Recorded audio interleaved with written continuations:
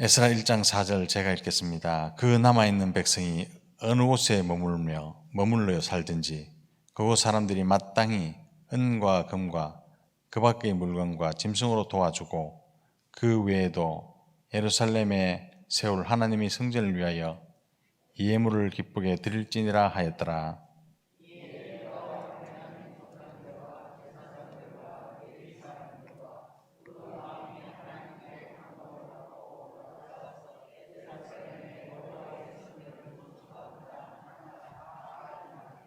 함께 하겠습니다. 그 사면 사람들이 은그릇과 금과 물품과 짐승과 그 외에도 예물을 기쁘게 드렸더라. 아멘. 이 안식일 시간에도 우리 하나님의 은혜가 우리 가운데 넘쳐나기를 주님의 이름으로 축복합니다. 어제까지 우리가 살펴보았듯이 이방 제국의 왕을 감동하게 하신 것은 성전 재건이 목표가 아닙니다. 성전 재건이 목표인 줄 알고 에스라서를 따라오는 분들을 위해서 제가 한 번 더 강조합니다. 이미 70년 전에 에레미야를 통한 예언의 말씀이 그대로 성취되게 하는 것이 또한 하나님의 목적입니다. 그 중에 하나 따라오는 것이 바로 성전 건축이지요. 에스라 1장 1절에 이렇게 되어 있습니다. 바사왕 고레스 원년에 여호와께서 에레미야의 입을 통하여 하신 말씀을 이루게 하시려고 그렇게 말합니다. 여기 이루게라는 카라라는 동사는요, 완성하다, 준비하다, 성취하다 이런 뜻을 가진 강력한 의미가 가진 그런 동사입니다. 선지자의 예언에 귀를 기울이지 않던 백성들에게도 귀한의 명령이 들리고 귀한의 명령이 들리고 성전 재건을 위한 물자와 보물을 보여주었을 때 비로소 백성들의 마음이 감동되기 시작합니다. 일찍 감동받아서 얼마나 좋을까요?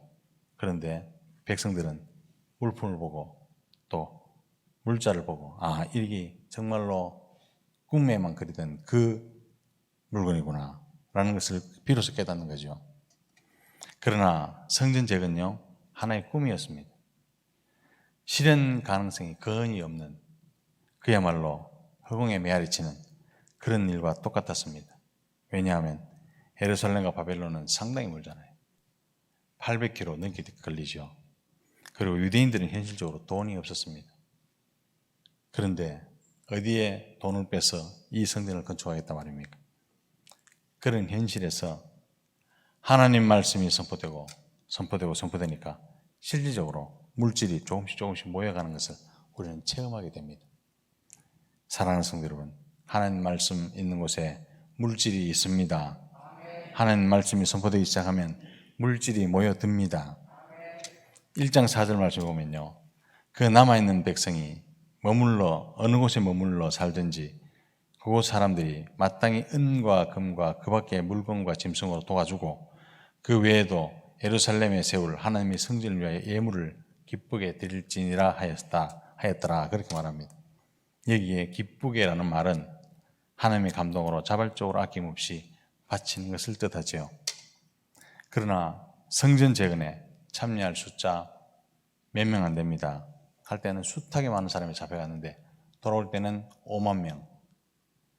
5만 명이 굉장히 많은 거지만 성전 재건을 위해서는요, 붙어봤자 얼마 안 됩니다. 5만 명. 잡혀갔을 때는 수십만 명이 잡혀갔는데 돌아올 때는 5만 명이 달랑 돌아왔답니다.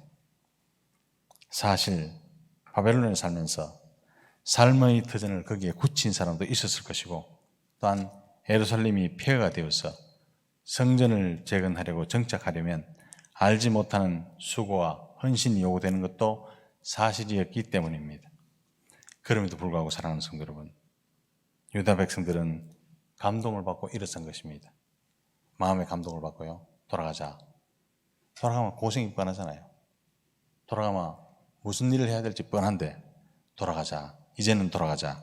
그래서 감동을 받고 일어선 사람들이 바로 유다 백성들이었다라는 사실을 기억하시기를 바랍니다. 또한 고레스 왕은 다른 민족들에게 유대인을 힘써 도와주라는 칙령을 내립니다. 유대인을 힘써 도와주라. 그렇다고 해서 다른 민족들이 곧바로 도움을 준 것은 아닙니다. 일종의 가능성을 내려둔 거죠. 가능성. 그런데 사랑하는 성도 여러분, 이 가능성에 하나님의 입김만 한 번만 불면 안 되는 일도 축복으로 바꿔 놓으실 줄 믿습니다. 이게 하나님의 역사잖아요. 주목할 것은 유대민족들이 힘을 내어 일어났더니 주위에 있는 다른 민족이 실제로 돕기 시작한 것입니다. 사랑하는 성도 여러분, 우리 5절 6절 말씀 다시 한번 읽어보겠습니다. 5절 6절 말씀요. 시작. 제사장들과 그 마음이 하나님께 감동을 받고 올라가서 예루살렘의 여호와의 성전을 건축하고자 하는 자가 다 일어나니 그 사면 사람들이 은그릇과 금과 물품들과 짐승과 보물로 돕고 그 외에도 예물을 기쁘게 드렸더라. 아멘. 여기에 일어나다는 말은 새싹처럼 확 이 흙을 뚫고 확 올라오는 걸 이야기하죠.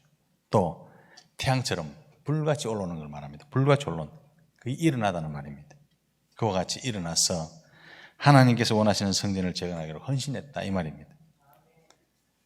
사랑하는 성도 여러분, 그러고 나니까 드디어 다른 민족들이 유다 민족을 돕기 시작합니다. 사랑하는 성도 여러분, 우리 스스로 살아남으려고 몸부림치는 그 위에 하나님 축복을 붓는 거죠. 우리가 아무것도 안 하는데 누가 우리를 도와주겠습니까? 우리가 아무것도 안 하는데 우리를 도와줄 사람 없죠. 제가 초량교회 잠시 있었는데 초량교회요. 그 초량교회를 예수 안 믿는 사람들이 헌금해하고 짓답니다. 그 예수 믿는 사람들이 불쌍해서 좋은 게 아니라요. 민족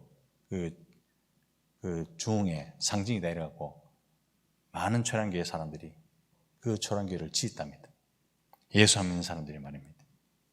그런데 초량교회는 그것도 모르고 역사성 모르고 그 교회를 뚜들 부숴갖고 다시 벽돌로 사 올려갖고 역사성이 없어졌죠. 하나님 전혀 모르는 사람을 통해서 은과 금과 짐승들이 공급되기 시작했잖아요. 사랑하는 성도 여러분, 당시의 유대인들은 성전 예배에 대한 추억이 거의 없습니다. 그럼에도 오직 성전 재건을 위해서 아무것도 없는 불모의 땅에 다시 가려고 일었을 때 하나님께서는요 역사하시잖아요. 아무것도 없는 땅에 하나님 짐승과 하나님께서 주시는 물품과 은과 금과 모이지 않습니까? 사랑하는 성도 여러분, 그렇게라도 일었을 때 이미 하나님께서 하나님을 전혀 모르는 사람을 통해서 금과 은과 짐승 공급하기 시작하실 줄로 믿습니다. 하나님께서 이 모든 그 물품들을 하나님께서 공급해 주시는 그 손길 우리에게도 미칠 줄로 믿습니다. 오늘날 우리에게 중요한 것은 찬란한 하나님의 영광을 지닌 예루살렘으로서의 교회의 모습을 회복하는 것입니다. 많은 사람들이 교회는 무슨 사업을 하는 곳이라 이렇게 생각하는데요. 교회는 세상적인 사업이 아니라 하나님의 일을 하는 곳임을 명심하시길 바랍니다.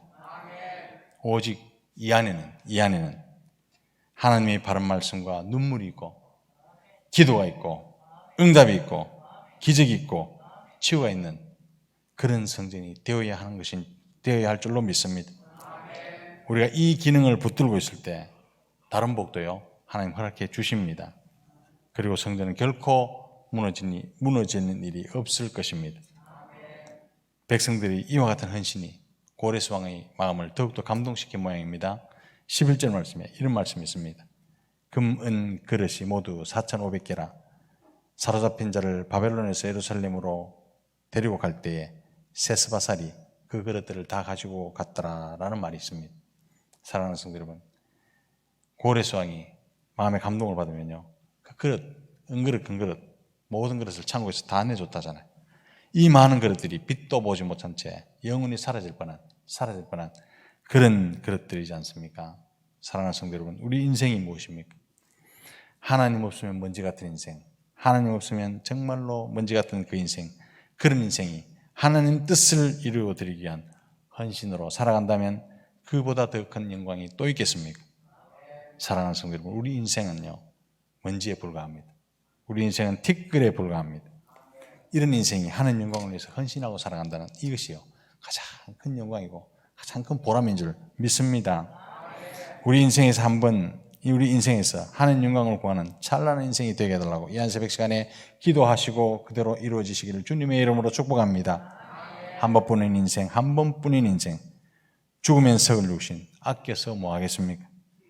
석 없어지기 전에 주를 위해서 봉사하다가 주를 만나는 귀하고 놀라운 역사들이 이 가운데 일어나기를 주님의 이름으로 축복합니다.